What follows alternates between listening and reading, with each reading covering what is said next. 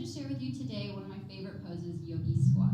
So I'm going to show you some different ways you can go about this if you potentially have tight hips, are pregnant, or postpartum.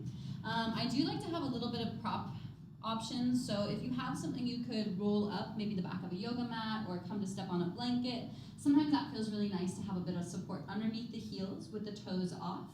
Another option, especially if you are postpartum and still healing your pelvic floor, a great option is to have a block, just so we can have a little bit less pressure on the pelvic floor. So, when you're ready, you're going to go ahead and bring your feet a little bit wider than hip width apart, toes facing out.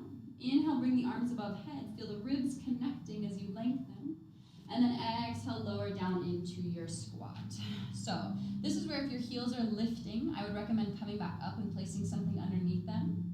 And if you're really rounding forward here, we're sort of defeating the purpose. We want to be nice and open. So if that's the case, can you readjust? Or another option would be to bring your forearms to your thighs and lift up a little bit more.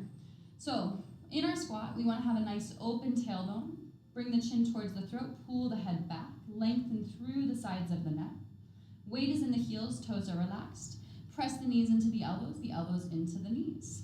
Good. So as you inhale, think about sits bones lengthening towards the ground and the top of the head lifting. And then as you exhale, think about surrendering into it.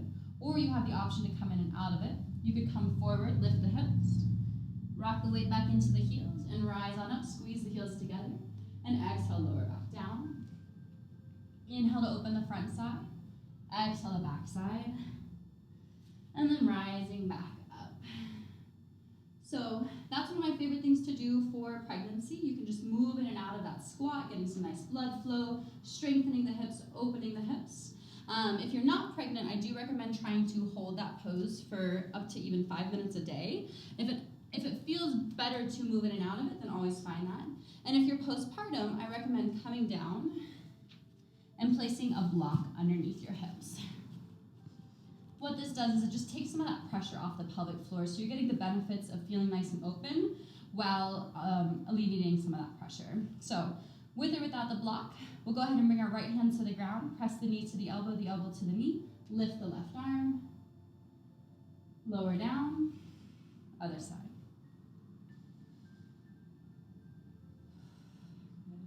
So yogi squat opens the hips, it opens the back, and it really helps alleviate a lot of the pressure that is found from being constantly seated in a chair, which can really wreck our spine. So I recommend doing your yogi squats every day, and I hope you enjoy. Namaste.